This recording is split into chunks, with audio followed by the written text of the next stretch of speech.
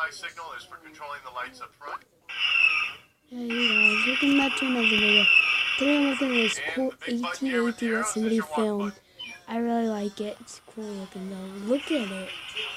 Oh my gosh, I can't believe somebody made a video of this. And this guy I'm watching, I hope, I'm not copying you, dude, though, but this thing is cool as heck. I'm just saying that. I just really like this thing. And same there, the longer you hold it down, the more it's going to keep walking. Now, as I said, you can use your app to control the device. Cost, do so using the Star Wars then Effects it app, could and you will need to get connect the toy. here And we're going to soon. select controller. Here soon. Okay, I don't. And your controls here look pretty similar to what you have on the back of the What is device. that? You're going to hold that down to get them You to shouldn't walk. have been watching that because I don't even know what that is. Okay, I feel like for the walking, using the phone, or your app rather, is a much better experience than sitting there having to hold on to it and walk along with it.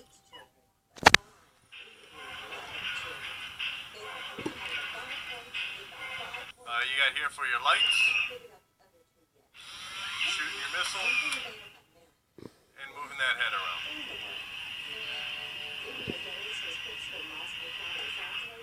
Alright, so let's look at some of the other playability features here that this thing offers. First, you got the cargo unit that's removable, and what that leaves you with inside is the ability to place one of these turret guns in there. And you can go on either side, but there's a little peg hole for it to slide into.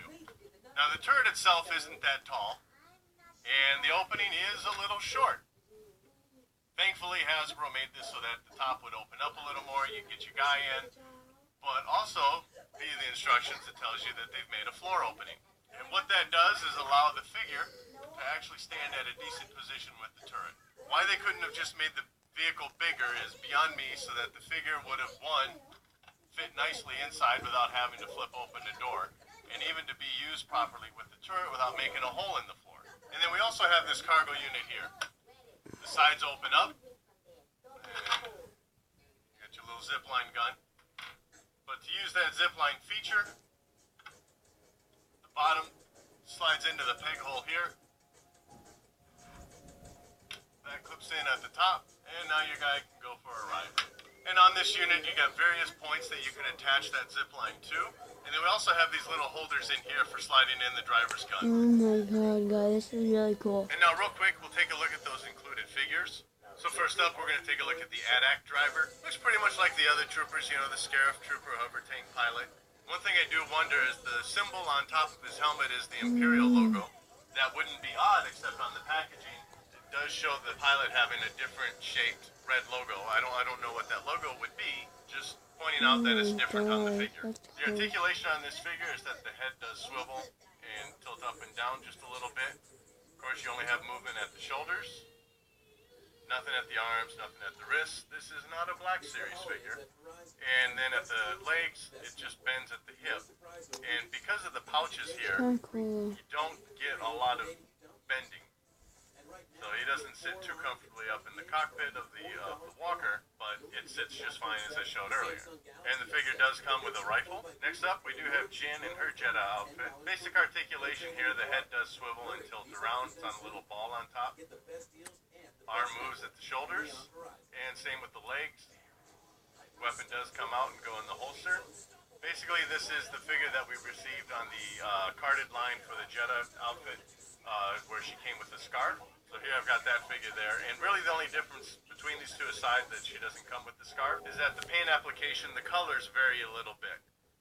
What you get here with the Jyn included in the driver, her hair is more brown as opposed to this reddish brown color. The pants lean a little more gray, not totally gray, but just on the grayer side than her pants on the carded release. And then you have this kind of whitewash on the bottom of her pants. The face is also a little more peachy colored and not as pale here. So here we have C2B5. Dome swivels around. His legs swivel around, but no third leg. So just the two legs. Don't even have little wheels on the bottom, just molded wheels. Nothing rolls. There he sits. Alright, so my final thoughts on this vehicle is that it's a pretty good toy. Let's skip the price for a moment. As toys go, it's got good playability. The motorized functions on it, works as advertised. It And works guys, great I'm through not the phone. copying the And video. scale-wise in the movie universe, even though the vehicle is supposed to be taller than the AT-ATs, at least we're not getting something shorter than what we've received, at least in the Power of the Force 2 line, the vintage line. It is, of course, smaller than the very big AT-AT that we received in 2010.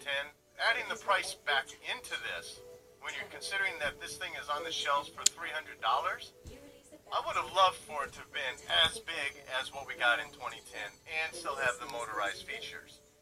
Would it have been worth $300? I don't know. That's still a tough sell. So look, if you want to get this and don't want to spend the $300, I highly recommend doing some searching online. And if you see it in the stores that offer price match, going that route. So what are your thoughts on this figure? Are you going to lay out the $300 for it? Are you going to wait and find it cheaper? Let me know in the comment section below. That's the end of the video. And as always, thanks for Bye, y'all. That's cool idea.